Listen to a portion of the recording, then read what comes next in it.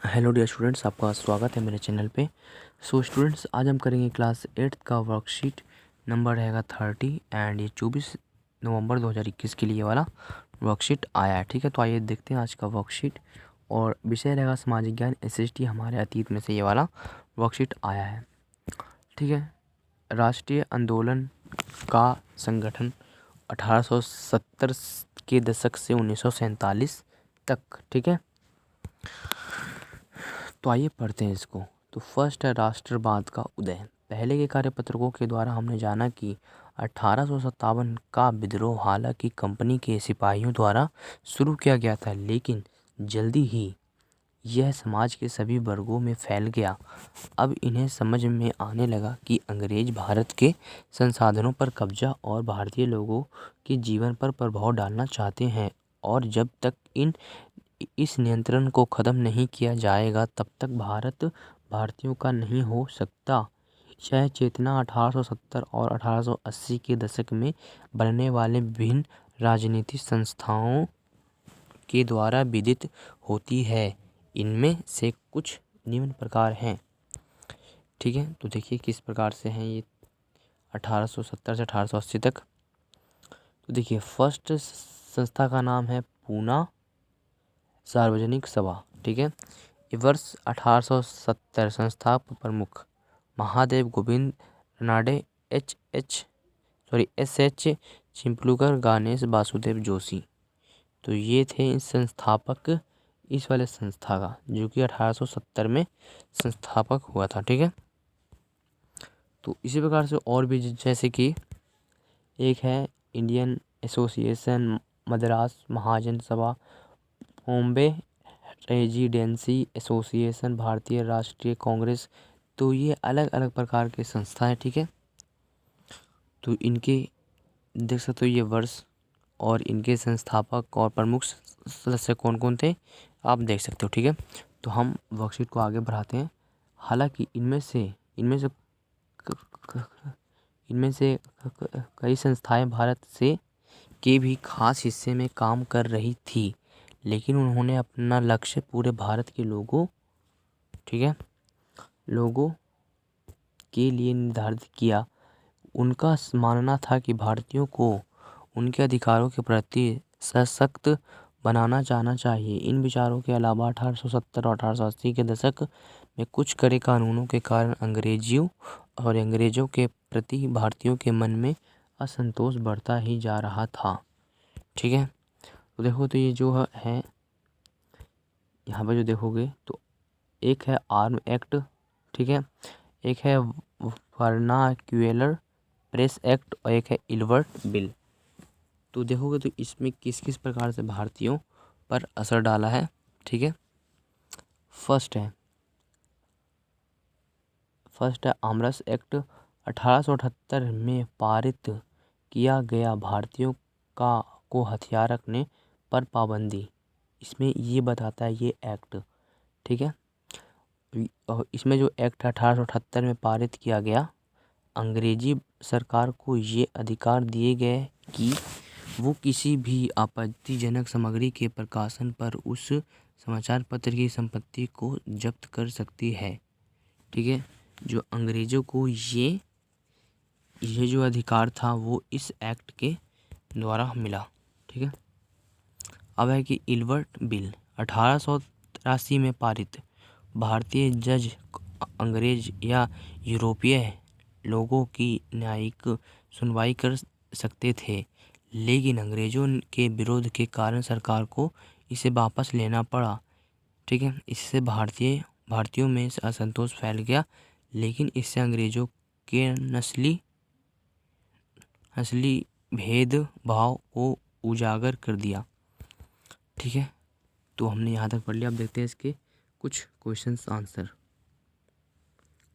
यहाँ पे एक क्रियाकलाप भी है। अपने अध्यापक अध्यापिका या अभिभावकों की सहायता से अपनी पसंद के स्वतंत्रता प्राप्ति के पूर्व की किसी भी एक राष्ट्रीय संस्था के बारे में जानकारी एकत्र कर सकते हैं जो आज़ादी हुआ था। ठीक है, उससे पहले किसी भी एक संस्था के बारे में आपको इन्फॉर्मेशन चाहिए। जैसे कि ये बहुत सारे संस्था है, तो इनमें से किसी एक के बारे में आपको पूरी जानकारी लिखना है, ठीक है, इकट्ठी करनी है, ठीक है, जानकारी इकट्ठी करनी है। तो यहाँ पे देखोगे प्रश्न नंबर ये है कि पुनः सार्वजनिक सभा के बाद सार्वजनिक से आप क्या समझते हैं, ठीक है। तो पुनः सार्वजनिक सभा इसका मतलब क्या होता है, और जो यहाँ पे सार्वजनिक से आप क्या समझते हैं, जो सार्वजनिक होता है वह सभी के लिए होता है, सार्वजनिक, ठीक है। तो इसका मतलब होता है सभी के लिए, इसका मीनिंग क्या हुआ, सभी के लिए। तो आप इसका आंसर लिखोगे सभी के लिए, ठीक है। ये हो गया। प्रश्न नंबर 2 देखते हैं कि वर्नाक्यूलर प्रेस एक्ट ने किस प्रकार भारतीयों को प्रभावित किया। जो ये था एक्ट, वर्ना प्रेस एक्ट, ये किस प्रकार से भारतीयों को प्रभाव किया, आज देखते हैं। तो इसका आंसर ये रहा, ठीक है। इसका आंसर ये पूरा आप लिखोगे कि 1878 में पारित किया गया, अंग्रेजी सरकारों को ये अधिकार दिए गए थे कि वो किसी भी आपत्तिजनक सामग्री के प्रकाशन पर समाचार पत्र की संपत्ति को जब्त कर सकते थे। तो ये था, ठीक है। तो ये पूरा आपको आंसर लिखना है प्रश्न नंबर 2 पर, ओके। तो ये था कि भारतीयों को प्रभावित किया, इसीलिए देखो मतलब कि यहाँ पे ये बताया गया था कि 1878 में एक एक्ट निकला था जिसका नाम था वर्नाक्यूलर प्रेस एक्ट। मतलब इसमें ये बताया गया था अगर आप अंग्रेज़ों के खिलाफ कोई भी आपत्तिजनक चीज़ छापोगे तो उस अखबार वाले को या फिर प्रकाशन के